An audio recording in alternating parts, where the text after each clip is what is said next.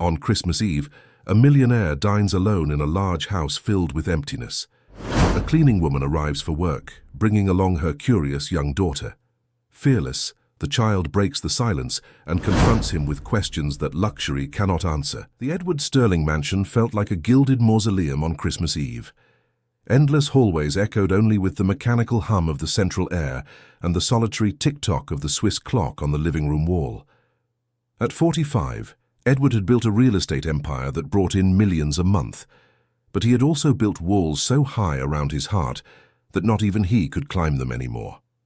The 12-foot Christmas tree dominated the main hall, adorned with expensive ornaments imported from Europe, but without a single personal or sentimental keepsake.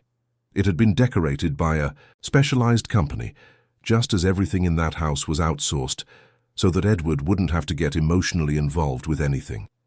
He observed the display of cold perfection as he adjusted the knot of his Hermes tie, preparing for another solitary Christmas Eve dinner. Edward Sterling no longer believed in Christmas. He didn't believe in family, in true love, or in second chances.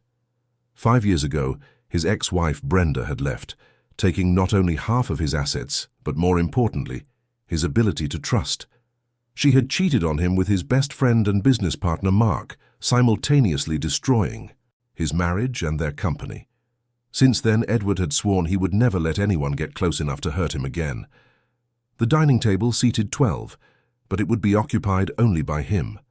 The chef had prepared a full feast: roasted turkey with cornbread stuffing, orange-glazed capon, honey-glazed ham, French toast, artisanal panettone, and several other delicacies, enough food to feed an entire family.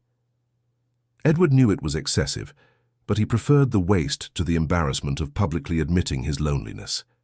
At 6:00 p.m. the intercom buzzed. Edward furrowed his brow, annoyed by the interruption. No one was supposed to come at this hour. He had dismissed all the staff the previous afternoon, wanting to be completely alone for the holidays. He answered the intercom with a sharp tone. "Good evening, Mr. Sterling. This is Carmen Diaz from Perfect Clean Services. Did you request a cleaning lady for tonight?" Edward sighed, vaguely remembering having made the request a few days earlier.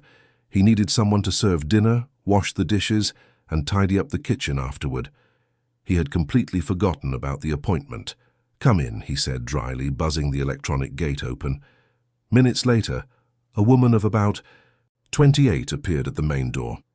Carmen Diaz had brown hair tied in a simple bun, wore an impeccably clean navy blue uniform, and carried a backpack with cleaning supplies. Her face showed signs of exhaustion, but her brown eyes shone with determination. Beside her, a little girl held tightly to her hand. "Mr. Sterling, good evening. I'm so sorry, but I couldn't find anyone to watch my daughter today. My mother is in the hospital with pneumonia and—" Carmen spoke quickly, clearly nervous. "I promise she won't be any trouble. She'll stay quiet in the kitchen, without making a sound." Edward looked at the child with visible irritation. The girl had curly black hair, big, curious eyes, and wore a simple but well-kept little red dress. She observed everything around her with genuine fascination, as if she had stepped into a fairy tale castle. "How old is she?" Edward asked coldly. "4, sir. Louisa is very well behaved. You won't even notice she's here," Carmen insisted, unconsciously squeezing her daughter's hand. Edward hesitated. He detested children. They were unpredictable, noisy, and emotional. Everything he had learned to avoid. But he needed the housekeeper's services, and finding someone else on Christmas Eve would be impossible. "All right, but on one condition: absolute silence. I don't want to hear a peep out of her. If that's not possible, you both leave immediately. Understood?" "Perfectly, sir. Thank you so much for your understanding," Carmen replied, relieved, giving a small nod. Edward led them to the gourmet kitchen, a modern and immaculate space with marble countertops and state-of-the-art appliances. He quickly explained where the utensils were and how he wanted dinner served at 8 p.m. Carmen nodded at each instruction, mentally organizing the sequence of tasks. "Louisa, you stay here in the kitchen with Mommy, okay? Sweetie, you can't leave here or make any noise," Carmen whispered to her daughter, who nodded obediently. Edward left the kitchen, satisfied with the arrangement. He went to his office to check some emails before dinner, trying to maintain his normal routine. But there was something unsettling about the presence of that woman and her daughter. The house suddenly no longer felt completely empty. There was life there, human breath, muffled whispers coming from the kitchen. At 8 p.m. sharp, Edward went to the dining room. The table was perfectly set, with the plates arranged only at the head where he always sat. Carmen had warmed all the food and arranged it on elegant platters. Everything was perfect, exactly as he liked it. "You may return to the kitchen. When I'm finished, I'll call for you to clear the plates," Edward said, without looking at Carmen. "Yes, sir," she replied, withdrawing silently. Edward sat alone before the feast.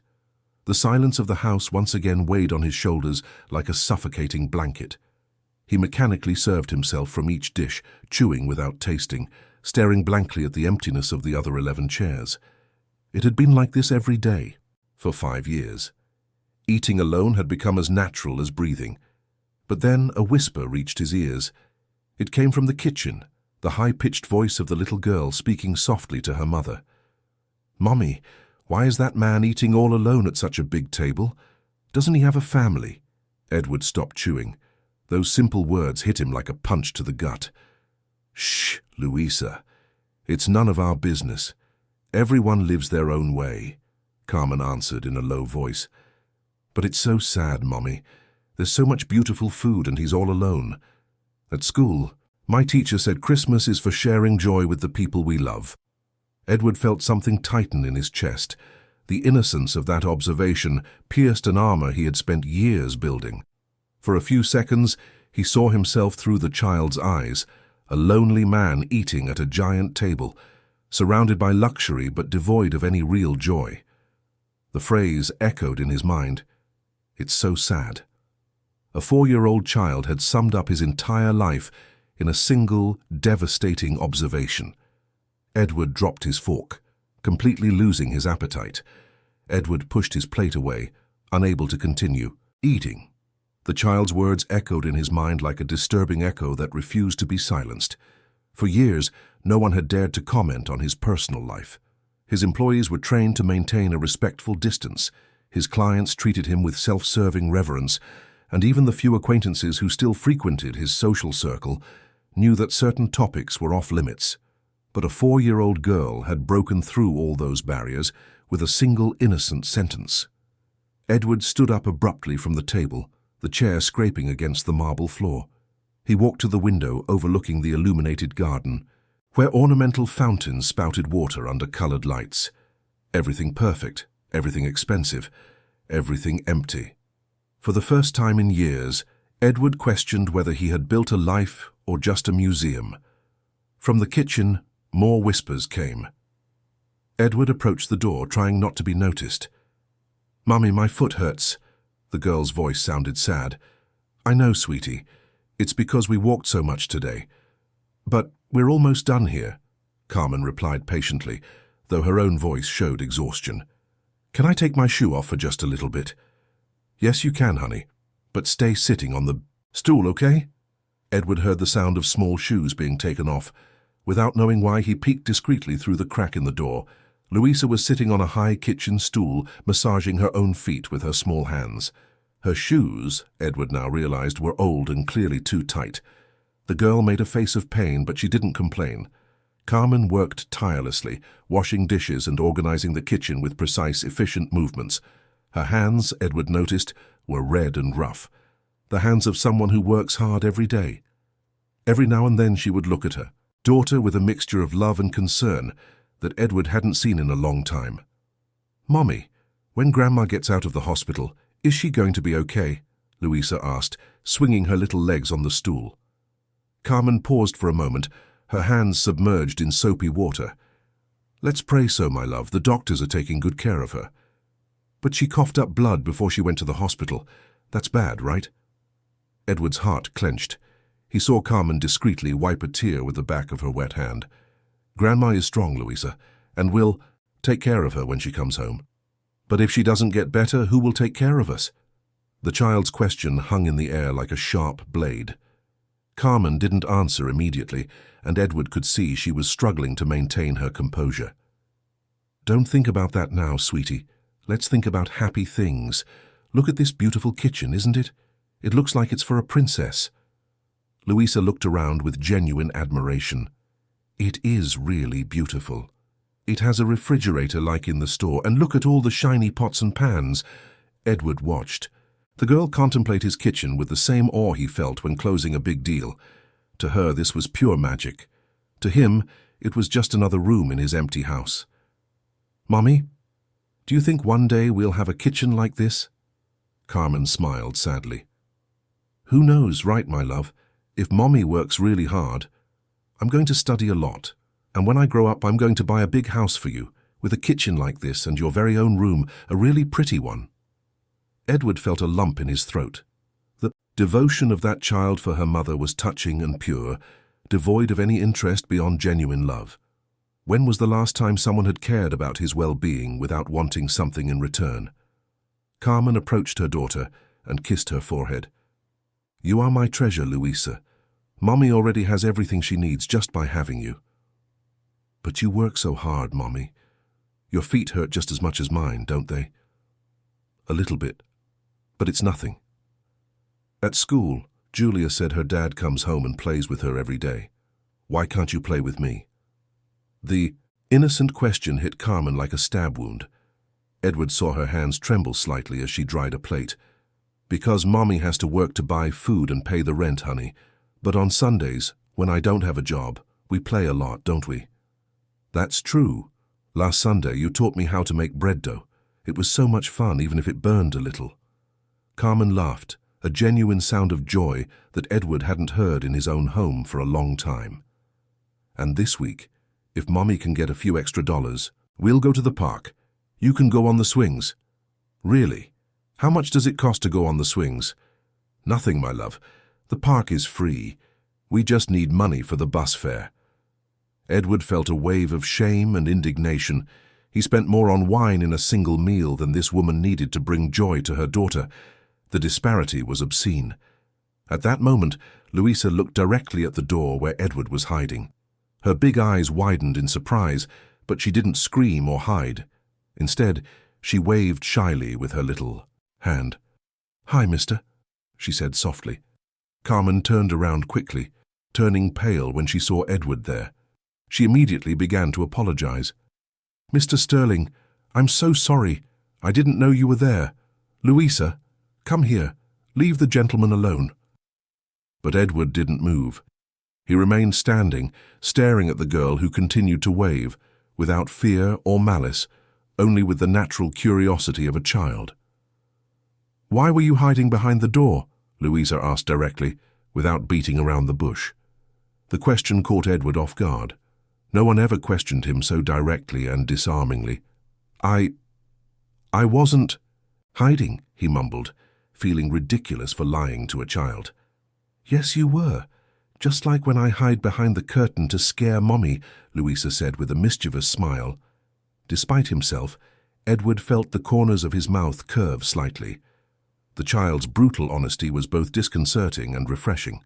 "Louisa, don't bother the gentleman with questions," Carmen intervened nervously.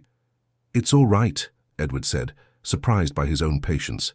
"She's just being curious." "Did you finish eating all that yummy food?" Louisa asked, tilting her head to the side. Edward hesitated. "No, I wasn't very hungry. My tummy is rumbling. Mummy forgot to bring a snack today because we left the hospital in a hurry." The silence that followed was heavy with tension. Carmen closed her eyes, mortified by her daughter's sincerity. Edward felt as if he had been slapped in the face. He had left plates full of food behind while a child was going hungry on the other side of the door. "Carmen," Edward said finally, his voice softer than he intended, "bring the girl to the dining room." "Oh, no, sir. That's not necessary. She can wait. We'll be leaving soon and—" "Bring her to the dining room," Edward repeated, this time as an order that brooked no argument. Carmen swallowed hard, picked Louisa up, and followed him hesitantly to the dining room. Edward pulled out a chair next to his and looked at the girl. "Sit here. Let's see if we can get that tummy to stop complaining." Louisa looked at the chair next to Edward and then at her mother, who remained standing at the entrance to the dining room, clearly uncomfortable with the situation. The girl hesitated for a moment, but hunger spoke louder than shyness. She climbed onto the chair with Edward's help, who adjusted the seat height so she could reach the table properly. "Thank you, mister," Louisa said politely, observing with fascination the ornate plates and gleaming silver cutlery. Edward served a small portion of each dish for the girl, watching as her eyes lit up with each new culinary discovery. When she tried the first piece of honey-glazed ham, she closed her eyes and sighed with contentment, as if she were tasting paradise. "Wow, this is so good! I've never eaten anything this good in my life," Louisa exclaimed with touching sincerity. Edward felt a pang in his chest. For him, this dinner was routine, almost a chore to be completed. For this child, it was a feast fit for kings. The difference in perspective bothered him deeply. "Carmen," Edward called, without taking his eyes off Louisa, who was eating with a surprising delicacy for a 4-year-old. "Sit down too. There's more than enough food." "Mr. Sterling, I can't—" "It wouldn't be appropriate," Carmen replied nervously, wringing her hands. "It would be more inappropriate to let a mother watch her daughter eat while she herself is hungry," Edward retorted with a firmness that allowed no argument. "Please, sit down." Carmen hesitated, but exhaustion and hunger were evident on her pale face. Slowly, she approached the table and sat in a chair on the other side of Louisa, maintaining a rigid and uncomfortable posture. Edward served a plate for Carmen, noticing how she thanked him for each gesture, with a gratitude that made him feel both flattered and ashamed. When was the last time someone had been genuinely grateful for something he had done? "Mommy, try this. It's delicious." Louisa offered a piece of French toast to her mother, who smiled for the first time since she had arrived at the house. "It really is delicious, my love," Carmen agreed, savoring each bite slowly as if to make it last forever. The silence that followed was no longer the cold silence from before, but a cozy silence of people sharing a meal. Edward watched the mother and daughter interact with a naturalness and affection he had forgotten existed. Louisa told her mother about every new flavor she discovered, while Carmen listened with full attention, as if every word from her daughter was precious. "Mister," Louisa addressed Edward, gently wiping her mouth with a napkin, "do you always eat alone at this big table?" The direct question caught Edward off guard again. Carmen tensed, fearing her daughter had been inappropriate. "Yes," Edward answered simply, without elaborating. "But that's so lonely. Don't you have any friends to invite?" Edward thought of his acquaintances, self-serving executives, women after his money, people who surrounded him for convenience. True friends? He hadn't had any in a long time. "I don't," he admitted, surprised by his own honesty. "Why?" Louisa asked with the genuine curiosity of children. Edward hesitated. How could he explain to a 4-year-old the self-protection mechanisms he had created? How could he talk about betrayal, distrust, and emotional isolation? "Sometimes people hurt us," he said finally. "And when that happens, it's hard to trust again." Louisa thought for a moment, pensively chewing a piece of panettone. "My teacher at school said that when someone hurts us, we have to forgive them. Otherwise our hearts get heavy," she said seriously. "Your teacher sounds very wise," Edward commented, touched by the simplicity of the observation. "She is. She also said that Christmas is a time to start over, to be friends with people. That's why I wanted to sit here with you. Nobody should be alone on Christmas." Edward felt tears welling up in his eyes. The purity of that child was melting defenses he had spent years building. "Louisa is right," Carmen intervened softly. "She's always been very sensitive to other people's feelings. At school, she's the one who comforts the children who are crying." "And you, Carmen, what makes you happy?" Edward asked, addressing the mother personally for the first time. Carmen seemed surprised by the question. "Seeing Louisa grow up healthy and happy, that's all I need." "But what about you as a person? What are your dreams, your wishes?" Carmen lowered her eyes, clearly uncomfortable with the focus of attention on herself. I just want to be able to give my daughter a decent life, to have our own home, not have to depend on rent. Maybe go back to school one day, finish the high school degree I had to drop when I got pregnant. You were very young when you had Louisa. 17, her father, well, he disappeared when he found out about the pregnancy. Since then, it's just been me, her, and my mother. Edward perceived the pain in Carmen's words, the daily struggle she faced to keep her family together and survive with dignity. "Has your mother been in the hospital long?" Carmen's eyes filled with tears. 3 days. She works as a housekeeper too, but she has diabetes and high blood pressure. The doctor said she pushed her body too hard. The pneumonia was... It was because she went out in the cold night air to get medicine when the money ran out. She couldn't afford it at the pharmacy near our house. Edward felt a stab of guilt. He spent more in a single night than this family needed to live with dignity for months. And now, how are you getting by? "I took on some extra jobs like this one today. Louisa stays with a neighbor when I have to go out to work, but today she couldn't because she went to visit family out of town." "Mommy is working a lot," Louisa intervened, looking worriedly at her mother. "She barely sleeps anymore, and sometimes I hear her crying in the bathroom when she thinks I'm asleep." Carmen blushed deeply, mortified by her daughter's revelation. "Louisa, you shouldn't." "But it's true, Mommy, you're so tired. Your eyes have gotten dark circles just like Grandma's when she's sick." Edward observed Carmen more closely. She was truly exhausted, deep dark circles under her eyes, trembling hands, shoulders slumped from the weight of carrying so much responsibility alone. He recognized something in her that he had felt in himself, the exhaustion of someone fighting the world alone. "How many houses do you clean a day?" Edward asked. "It depends. Today it was 4 before coming here. Tomorrow I have 3 more scheduled." "And where does Louisa stay during the day?" "At the public pre-K in the morning, in the afternoon with Mrs. Rodriguez, our neighbor. She's very kind. She doesn't charge anything, but I always bring her something when I can." Edward did some quick mental calculations. Carmen probably earned a pittance at each house, worked grueling hours, and still barely managed to pay the basic bills. The situation was unsustainable, especially with her mother hospitalized. At that moment, the landline in the house rang. Edward excused himself and went to answer it. It was the hospital. "Mr. Edward Sterling, this is Mount Sinai Hospital. We received your contact as a reference for Mrs. Maria Diaz. Unfortunately, we need to inform you that her condition has worsened. She will need emergency surgery, but..." Edward frowned. He didn't know any Maria Diaz, nor had he given his contact as a reference for anyone. "I'm sorry, but I think there's been a mistake. I don't know this person." There was a pause on the other end of the line. "Are you not a relative of Mrs. Carmen Diaz?" Edward looked into the dining room, where Carmen and Louisa were still eating peacefully. His heart raced. "One moment, please." Edward returned to the room with the phone in his hand, his face serious.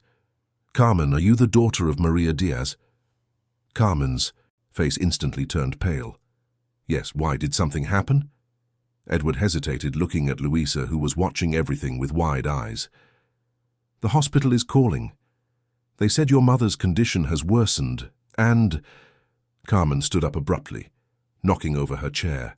Her hands were shaking uncontrollably. No, she was getting better. The doctor said she was getting better." Louisa started to cry at her mother's distress.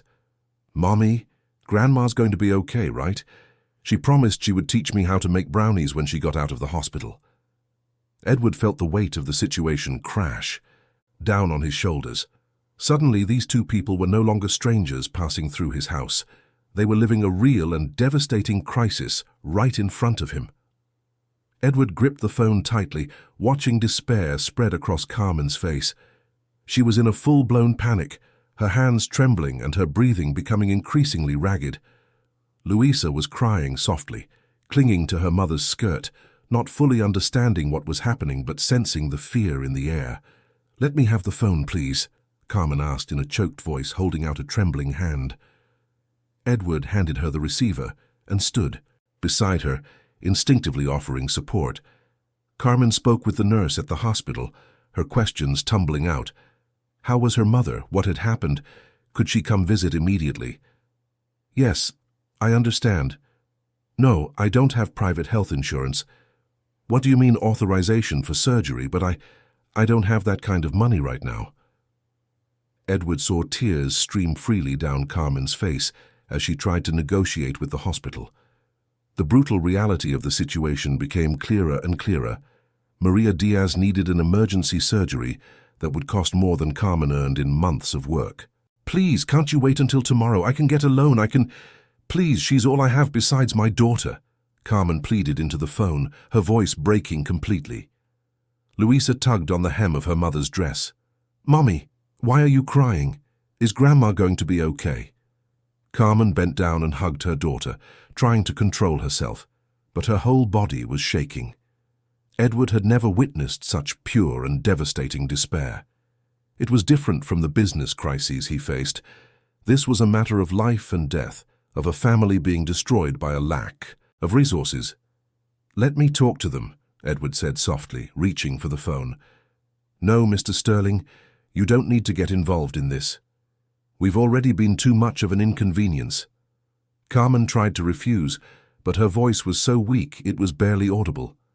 "Let me help," Edward insisted, gently taking the phone from her hands. "This is Edward Sterling again. Regarding Mrs. Maria Diaz's surgery, I would like to cover all the costs."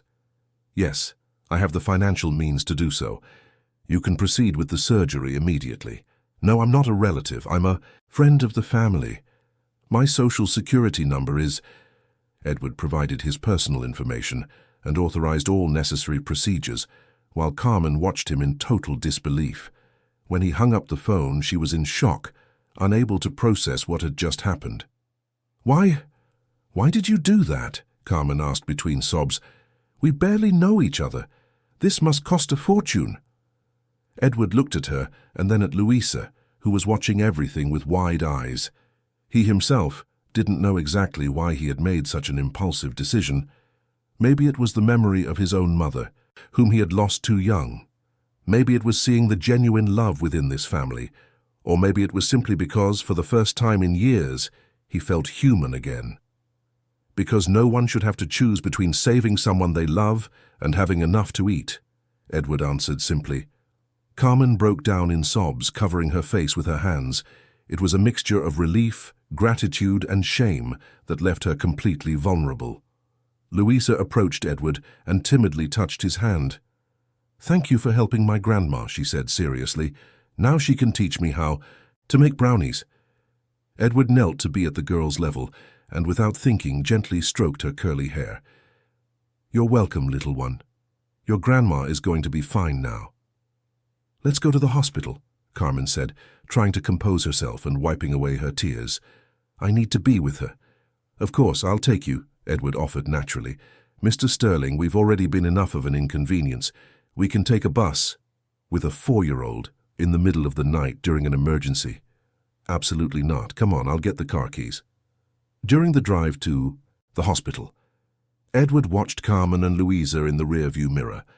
The girl had fallen asleep in her mother's lap, while Carmen stared out the window with a mixed expression of hope and worry.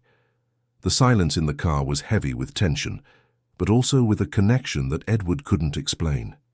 "Mr. Sterling," Carmen said softly, so as not to wake Luisa, "I don't know how I'll ever be able to repay you for what you did today. I have no words to thank you." "You don't need to repay anything," Edward replied, keeping his eyes on the road. "Just tell me something. Do you have somewhere to go if your mother is hospitalized for a long time?" Carmen hesitated. The truth was, they could barely afford the rent on the small apartment where the three of them lived. Without her mother's income, the situation would quickly become unsustainable. "We'll figure something out," she answered vaguely. Edward noticed the evasion but didn't press. They arrived at the hospital, and he waited in the waiting room while Carmen and Luisa went to see Maria Diaz. The surgery was still in progress, but the doctors had assured them that the chances of success were high now that they could use the best available resources. When they returned, Edward saw that Carmen seemed more relieved, though still worried. "How is she?" "Better. The doctors said the surgery is going well. They expect to have her fully stabilized in the next few hours," Carmen replied, though her voice still trembled. "Mommy, I'm sleepy," Luisa murmured, rubbing her eyes. Edward looked at the clock. It was already past 2 in the morning. The girl was exhausted, and Carmen also looked like she was about to collapse from fatigue and emotional stress. "Come on, I'll take you home to rest. You can come back tomorrow to see your mother."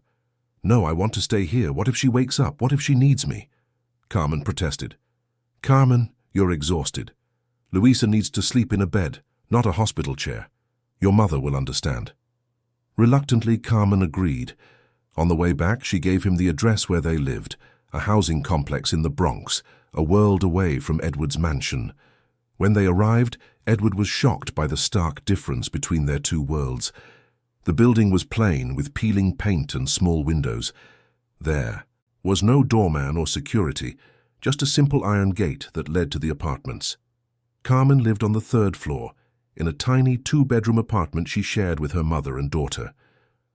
Thank you for the ride, Carmen said, picking up Luisa, who had fallen fast asleep during the trip. Carmen, Edward called before she got out of the car. Tomorrow when you go to visit your mother, call me. I'll take you. Mr. Sterling, you've already done too much. Call me, he insisted, handing her a card with his personal number. Anytime for anything you need. Carmen took the card with trembling hands and nodded, unable to speak through the emotion that overwhelmed her. Edward waited until he saw them enter the building before driving away. On the way back home, he reflected on the night that had completely changed his perspective on life. For the first time in years, he felt that his wealth had a real purpose, not just to accumulate more assets, but to make a difference in the lives of people who truly needed it. When he arrived home, the mansion seemed even more empty and meaningless than before. The perfectly decorated Christmas tree now looked cold and artificial. The table was still set with the remnants of the feast, but instead of abundance, Edward saw waste. He sat down in his office armchair and picked up the phone. There was a call he needed to make. Mark? Yes, I know it's late. No, it's not about business. I want you to look for the best full-time job opportunities we have at the company. A position with benefits, a decent salary, for a woman named Carmen Diaz. She has experience in cleaning and organization, but she's extremely dedicated and responsible. As he talked to his former partner and now employee, Edward looked out the window at the city lights. Some part of him had fundamentally changed that night. The heart he believed was frozen had begun to beat again, and the feeling was simultaneously terrifying and liberating. But in the back of his mind, a small, cynical voice whispered doubts. Was this real? Or were Carmen and Luisa just very good at eliciting pity? After all, how many people had tried to take advantage of his fortune over the years? Edward shook his head, trying to push those thoughts away. But the seed of distrust, planted by years of betrayal and disappointment, was beginning to sprout in his mind once again. The days following Christmas transformed Edward's routine in a way he never could have imagined. Carmen called every morning with updates on her mother, who was recovering well from the surgery. Edward, in turn, insisted on driving them to the hospital for visits, creating a strange but comforting dynamic of mutual responsibility. On the 3rd day after the surgery, Edward made a proposal that would change everything. Carmen, I need to talk to you about something important, he said as they waited in the hospital corridor. Luisa was playing quietly with a doll Edward had bought for her, a spontaneous gesture that surprised him with its own spontaneity. Of course, Mr. Sterling. What is it? I've found a position at my company, in the facilities department, responsible for cleaning and organizing the corporate offices. A salary of $3,000 a month, full-time with benefits, health insurance, and a meal plan. It's a Monday to Friday job, 8 to 5, with weekends off. Carmen was speechless. It was more than she earned in 3 months of odd jobs. Mr. Sterling, I don't know what to say. This is more than I ever dreamed of, but what? I'm afraid I can't do it. I've never worked in a big company, in an office. What if I'm not good enough? What if I disappoint you? Edward smiled for the first time in a long while, a genuine smile. Carmen, you take care of a 4-year-old, work in multiple houses a day, manage an entire family practically on your own, and now you're looking after your sick mother. Believe me, you are more than qualified to organize a few offices. Carmen began to cry with emotion, covering her face with her hands. Luisa approached, concerned. Is Mommy crying because she's happy or sad? The girl asked. Happy, my love. Very, very happy, Carmen replied, hugging her daughter. Edward felt a deep satisfaction seeing their happiness. But a small part of his mind noted how quickly Carmen had accepted the offer, without much hesitation. Was it genuine gratitude or well-disguised opportunism? A week later, Carmen started working at Sterling and Associates. Edward watched her discreetly through the building's security cameras, seeing how she dedicated herself to her work with impressive seriousness. She always arrived 15 minutes early, organized each space to perfection, and treated all employees with respect and courtesy. "How is the new facilities employee adapting?" Edward asked Mark, his administrative manager. "Carmen? She's exceptional. I've never seen anyone so dedicated. The offices have never been so organized. And she has some interesting ideas for improving cleaning efficiency." Edward felt proud, but also slightly uneasy. Carmen was doing too well, integrating too quickly. Was it natural or calculated? In the evenings, Edward began inviting Carmen and Luisa to have dinner at his house before driving them to their apartment. It was more convenient, he said. After all, they were leaving from the same building. But the truth was that Edward had grown accustomed to their presence, to the dinner conversations, to Luisa's spontaneous laughter. "Mr. Edward," Luisa called him now, creating an intimacy that melted his defenses. "Why do you live all alone in such a big house?" It was a question she had asked before, but this time Edward felt more comfortable answering honestly. "Because for a long time, I thought it was easier to be alone than to trust people. But trusting people is good. Mommy always says we have to trust good people." "And how do we know which people are good?" Edward asked, genuinely curious about the child's perspective. Luisa thought seriously for a moment. "Good people take care of us without wanting anything back, like you took care of Grandma and Mommy." The girl's observation hit Edward like a shot. Was that the difference? He had helped without expecting anything in return, but now he was analyzing Carmen's every action for signs of self-interest. 2 weeks after Carmen started at the company, Edward received an unexpected call from Mark, his ex-partner and ex-best friend, the one who had betrayed his trust years ago. "Edward, I need to talk to you in person. It's about this Carmen Diaz you hired." Edward felt a chill in his stomach. "What about her?" "I can't talk over the phone. Can I stop by your place tonight?" "All right. Come at 9. For the rest of the day, Edward couldn't concentrate on anything. His mind concocted increasingly dark scenarios about what Mark might have discovered about Carmen. Was she an opportunist? Had she investigated his life before taking the job that night? When it was time for dinner, Edward watched Carmen and Luisa with different eyes. Carmen talked about her day at the company, about her colleagues, and expressed her gratitude for everything. Luisa, as always, was pure spontaneity and affection. But now Edward questioned everything, every smile, every loving gesture, every word of thanks. "You're quiet today," Carmen observed. "Did something happen?" "No, just tired from work," Edward replied, forcing a smile. But Carmen recognized the signs of worry. She had lived with uncertainty and fear for too long not to recognize them on someone's face. "Mr. Sterling, if we've done anything to bother you, please tell us. The last thing we want is to cause you any trouble." The sincerity in Carmen's voice almost dispelled Edward's suspicions. Almost. At 9 o'clock sharp, Mark arrived at the mansion. He was a well-dressed man in his 40s, with the confident look of someone accustomed to success. He had been Edward's best friend in college, his partner in their first business ventures, the best man at his wedding. He had also been the man who slept with his wife and destroyed his ability to trust. "Edward," Mark greeted him formally, "thanks for seeing me." "Just tell me what you found out about Carmen," Edward said, getting straight to the point. Mark settled into an armchair and sighed. "I looked into her past as you implicitly asked me to when you told me to check her references with special care." "And?" "Edward, you need to be very careful. Carmen Diaz has a complicated history." Edward felt his heart race. Complicated how? She had trouble with the law 5 years ago. She was accused of theft in one of the houses where she worked. A wealthy family on the Upper East Side claimed that several valuable pieces of jewelry went missing after she was there. Edward's world began to spin. And what happened with the case? Technically, it was dismissed for lack of evidence, but Edward, you know how it works. It's rare for someone to be accused of something like that without at least some basis. Edward stood up and began pacing the room, his mind racing. Carmen had full access to his house, knew his routine, knew about his wealth, and he had been foolish enough to trust her completely. "There's more," Mark continued relentlessly. "Her mother, Maria Diaz, has been hospitalized before for health problems. Always in public hospitals, always with the same story of needing expensive surgeries. What are you implying?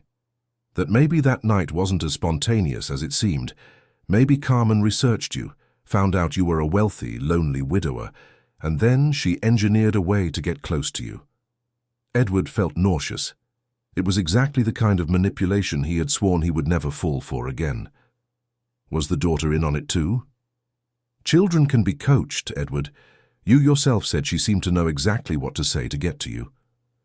Edward thought about all the conversations he'd had with Louisa, all the seemingly innocent but devastatingly accurate observations. Was it possible that a 4-year-old could be so well trained to manipulate? "What do you think I should do?" Edward asked, though he dreaded the answer. "End this before it becomes a bigger problem. Fire her from the company. Stop seeing them. You've already been more than generous. You paid for the mother's surgery, gave her a job, offered your friendship. If they're sincere, they'll understand. If they're not, well, you've protected yourself in time." After Mark left, Edward was alone in the empty mansion, tortured by doubt. Through the window, he saw the city lights twinkling in the distance, each one representing a life, a story, a truth he would never fully know. Was Carmen an opportunist who had used her daughter to manipulate him? Or was she just a desperate mother trying to survive in a cruel world who had found genuine kindness in him? Edward picked up the phone, hesitating between 2 numbers, the company's to fire Carmen or her own, to confront her directly. The truth was, he could no longer distinguish between prudence and paranoia, between protection and cowardice. The fear of being used again was destroying the first real connection he had felt in years. Edward spent the entire night sleepless, pacing the mansion's corridors like a tormented ghost. With every passing hour, his mind constructed more scenarios of manipulation, more evidence that he had been deceived. Mark's words echoed incessantly. "Children can be coached." Maybe it wasn't as spontaneous as it seemed. By dawn, Edward had made his decision. He could no longer live with the doubt corroding his chest. He had to confront Carmen. He had to know the truth, even if it meant destroying the only genuine connection he had felt in years.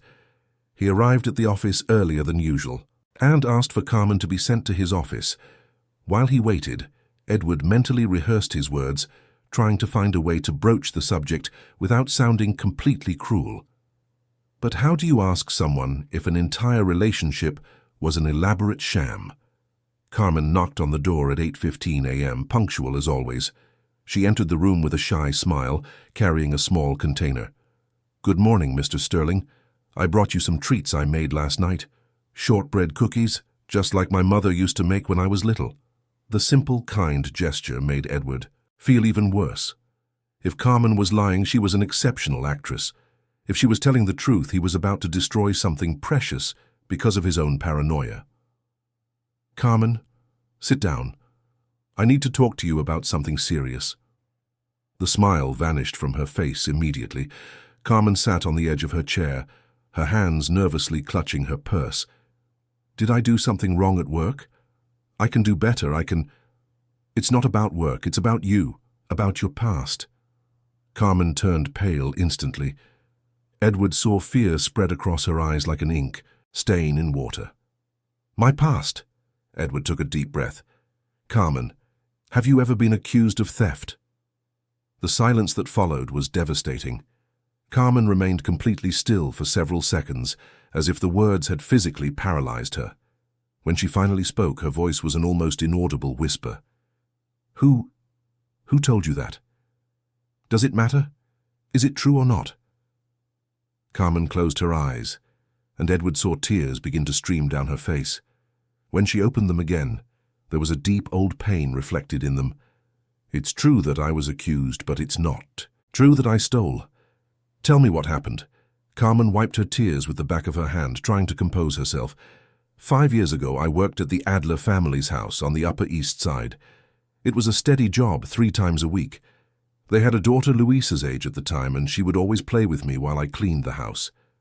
Edward listened in silence, watching every expression, every gesture, trying to detect lies. One day, Mrs. Adler said some of her jewelry was missing. A diamond necklace and some earrings. She said it could only have been me because no one else had access to her bedroom. "And did you steal it?" Carmen looked him straight in the eye, her own eyes shining with a mixture of indignation and pain.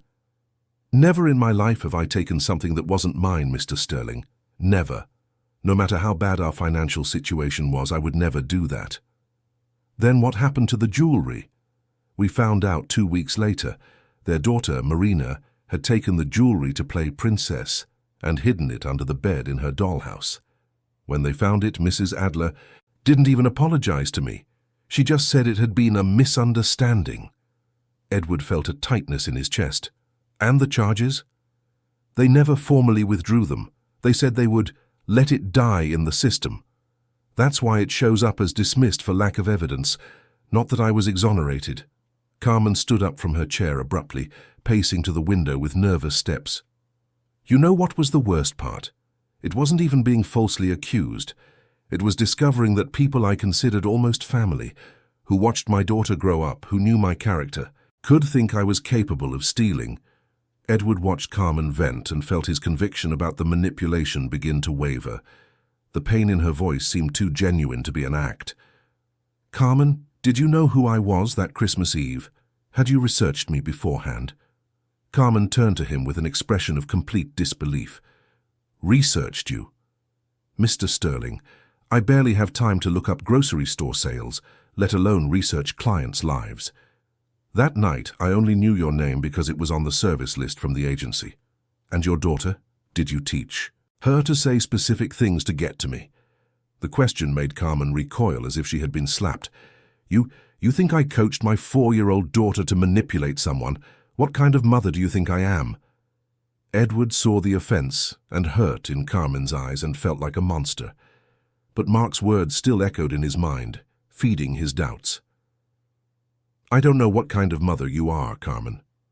I don't really know anything about you. I just know that 5 years ago I trusted 2 people I loved, and they destroyed me. And now when I'm starting to trust again, you think Louisa and I are like those people?" Carmen interrupted him, her voice trembling with emotion. "That we're capable of faking affection, of using a child to get money?" Edward didn't answer, and his silence was answer enough. Carmen picked up her purse and walked toward the door. Before leaving, she turned one last time. "Mr. Sterling, you gave me an opportunity when no one else would. You offered me a decent job, helped my family in our most difficult moment, opened your home and your heart to us, and I will be eternally grateful for that."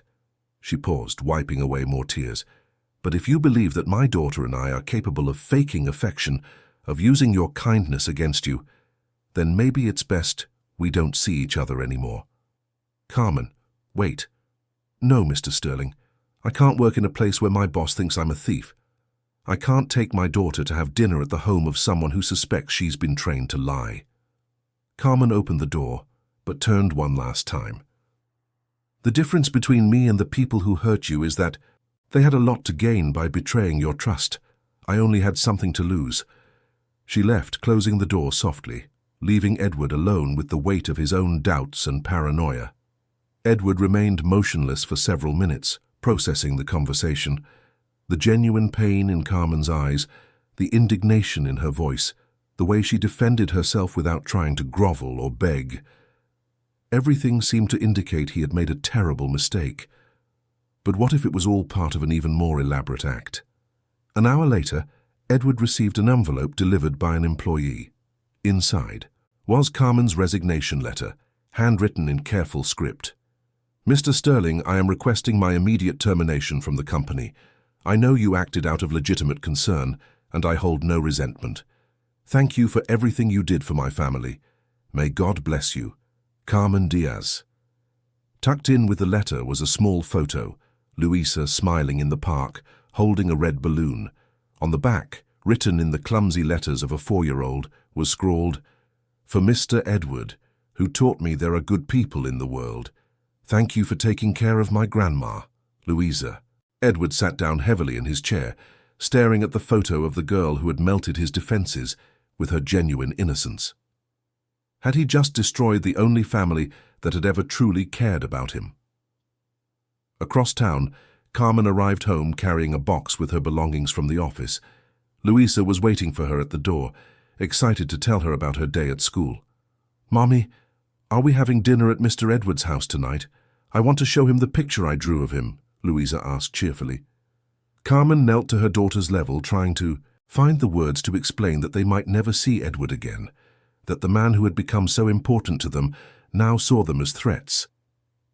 How do you explain to a 4-year-old that the adult world is full of distrust, and that sometimes love isn't enough to overcome fear? 3 weeks had passed since Carmen resigned, and Edward discovered that the emptiness of his mansion had become unbearable. He had tried to resume his old routine, solitary dinners, absolute silence, emotional isolation, but now that he had experienced the warmth of a family, the loneliness felt even more cruel. Louisa's photo remained on his desk, a constant reminder of everything he had lost. Several times he picked up the phone to call Carmen, but always hung up before dialing. What could he say? How could he apologize for having doubted the sincerity of a 4-year-old child? Edward tried to convince himself that he had acted correctly, that protecting himself was the sensible decision. But with each passing day, the feeling that he had made a terrible mistake intensified. It was on a Thursday morning that Edward decided to investigate the story Mark had told him more deeply. If he was going to live with the consequences of his suspicions, he at least needed to be sure they were founded. He hired a private investigator, Robert Miller, a discreet and efficient man who had done work for his company on other occasions. "I want you to investigate everything about Carmen Diaz and her family, but I want the whole truth, not just evidence that confirms suspicions," Edward instructed. "Understood, Mr. Sterling. How soon do you need the report?" "As soon as possible." While he waited for the results of the investigation, Edward began to notice things he had ignored before.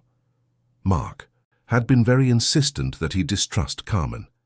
He had brought specific information, but had refused to show documents or concrete proof. And knowing Mark as he did, Edward knew his ex-partner did nothing out of altruism. 2 days later, Robert called with the preliminary results. "Mr. Sterling, I need to speak with you in person. It's better if we talk in your office." When Robert arrived, he brought a thick folder and a serious expression. "Mr. Sterling, I investigated the case of the theft accusation against Carmen Diaz. I spoke with all parties involved, including the Adler family." "And what did you find?" "That Carmen told the truth. The Adler's daughter really had taken the jewelry to play with. The child herself confirmed it when I spoke with her. She's 9 now and remembers the incident perfectly." Edward felt his stomach clench. "And why didn't the family formally withdraw the charges?" "Because their lawyer said it would be more trouble than it was worth. The case was already being dismissed anyway, so they let it die in the system. They didn't even realize it would permanently tarnish Carmen's record." Robert opened another document. "But there's more, Mr. Sterling. I also investigated who might have an interest in damaging Carmen's reputation in your eyes." "What do you mean?" "Mark Davis was the one who brought you the information about her past, correct?" Edward nodded, a sense of foreboding growing in his chest. "I discovered that Mark has been in contact with your ex-wife, Brenda.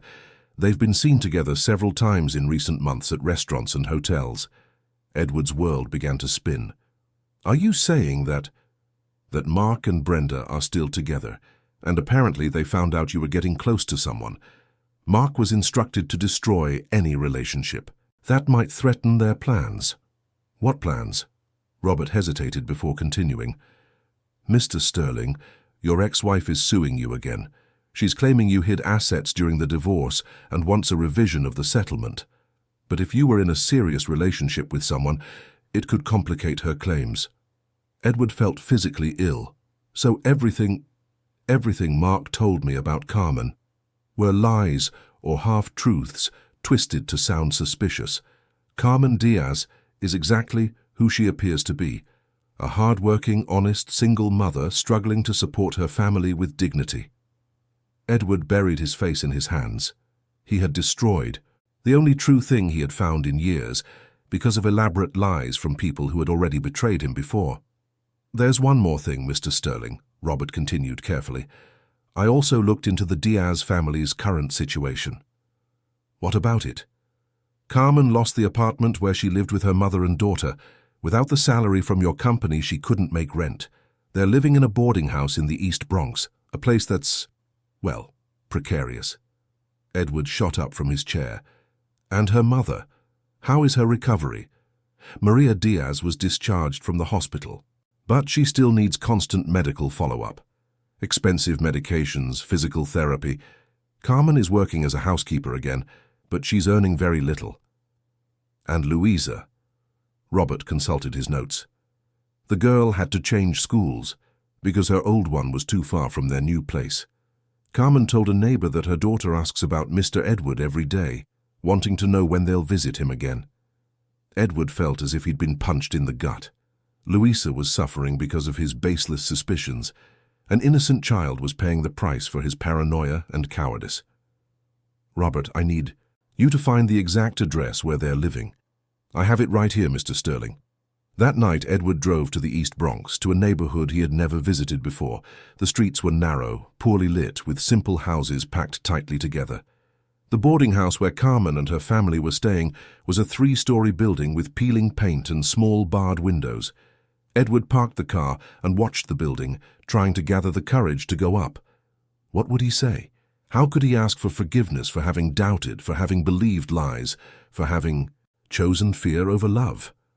Through the glass of a second-floor window, Edward saw a small shadow moving. It was Louisa playing with her doll. Even from a distance, he could see that the girl looked thinner, more subdued.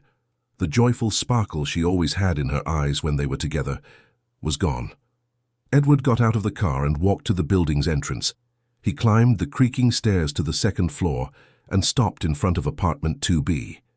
He could hear low voices from the other side, Carmen talking to her mother about bills, about the difficulty of finding steady work, about how to explain to Louisa that they might have to move again. He raised his hand to knock, but hesitated. What if Carmen didn't want to see him? What if she sent him away? After everything he had done, he would deserve any cold reception he received. But then he heard Louisa's voice, faint and sad. "Mommy, did Mr. Edward forget about us?" "I don't know, sweetie. Sometimes people get very busy But he said we were a family." "Families don't forget each other, right?" Edward felt tears burn his eyes. Louisa still believed they were a family, even after 3 weeks with no contact. The child's faith in something he had destroyed with his own cowardice was both inspiring and devastating. Finally, Edward knocked on the door. The silence that followed was deafening. Hesitant footsteps approached from the other side. "Who is it?" Carmen's voice sounded cautious. "It's me, Edward." Another long silence. Edward heard Carmen talking softly with her mother, then small footsteps running through the apartment. Louisa had recognized his voice. "Mr. Edward! Mr. Edward is here!" the girl shouted joyfully. The door opened slowly, revealing Carmen with a mixed expression of surprise, caution, and something that might have been hope. Behind her, Louisa was trying to squeeze past to run to Edward. "Hi," Edward said simply, feeling completely inadequate in the face of the magnitude of what he had done. "Hi," Carmen replied, discreetly blocking Louisa's path with her body. Can I talk to you? I need to tell you some things. I need to ask for forgiveness for things that are unforgivable." Carmen looked at him for a long moment, studying his face, searching for signs of sincerity or more distrust. Finally, she stepped aside. "Come in. But Edward, if you came here to hurt my daughter again, you'd better leave now." Edward entered the small boarding house apartment and immediately felt the stark difference between this space and his mansion. The room was clean but cramped, one room that served as a bedroom, living room and kitchen, with only a shared bathroom down the hall. Yet, there was something here his house had never had: human warmth, true love, the feeling of home. Maria Diaz was sitting in a simple chair, still recovering from her surgery. She smiled shyly at Edward, but her eyes showed the same caution as Carmen's. Luisa, however, couldn't contain her joy and ran to hug his legs. "Mr. Edward, you came to visit us. Look what I drew for you," she exclaimed, running to grab a crumpled piece of paper from a small table. Edward knelt to the girl's level, accepting the drawing with trembling hands. It was a simple but touching depiction. 3 figures holding hands, him, Carmen, and Luisa, under a big yellow sun. In the corner of the paper, she had written in crooked letters, "My family." Edward felt tears burn his eyes. How could he have ever doubted this child's pure love? "It's beautiful, Luisa, thank you," he managed to say, hugging her carefully. "Luisa," Carmen intervened softly, "go play with Grandma for a little bit, while I talk with Mr. Edward." The girl obeyed reluctantly, but continued to watch Edward with eyes bright with joy. Carmen motioned for Edward to sit in a chair by the table. She remained standing, maintaining a protective distance. "What are you doing here, Edward?" she asked, using his first name without the Mr. for the first time. Edward took a deep breath, knowing the next words would be the most important of his life. "I came to ask for forgiveness, and to tell you the whole truth about what happened." "What truth?" "Carmen, I was deceived. Mark lied about you. Everything he told me was either false or twisted to make me suspicious." Edward told her everything, about the investigation he had done, about discovering that Mark was still with Brenda, about their plan to sabotage any relationship he might have.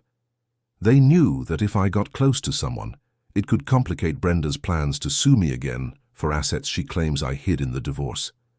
Carmen listened in silence, her expression gradually changing, from caution to disbelief. "You're saying you destroyed our friendship because of lies from people who had already betrayed you before?" Edward hung his head in shame. "Yes. I chose to believe the worst because it was easier than risking being hurt again. And Luisa and I paid the price for your cowardice."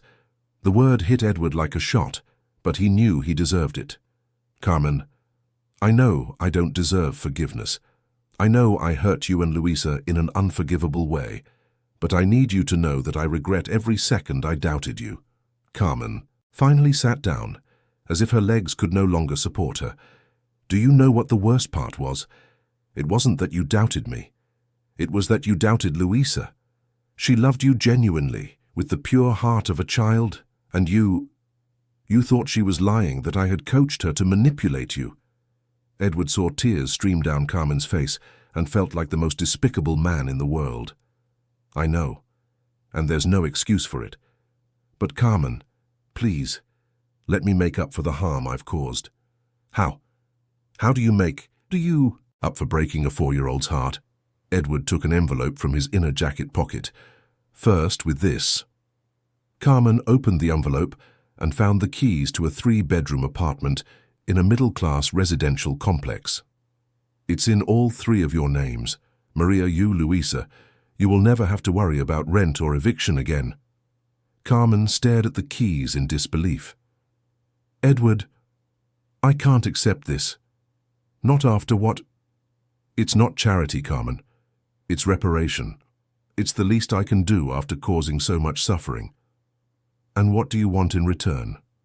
The question struck Edward deeply.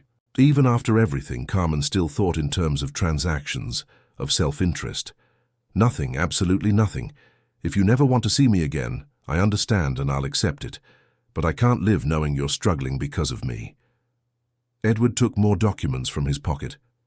"Here is a savings account in Louisa's name to ensure she can go to a good school and have a decent future.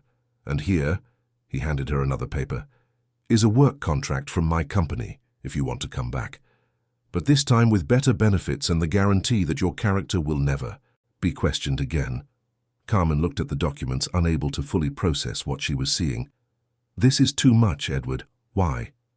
Edward looked into her eyes, allowing himself to be vulnerable for the first time in years. "Because you taught me what true love is. Because in a few weeks of living with you, I felt more alive than I have in the last 5 years. Because Luisa called me family, and she was right. You are the only real family I have." Luisa, who had been listening quietly while pretending to play, ran to Edward. "Mr. Edward, are you going to have dinner with us again? I missed our dinners so much."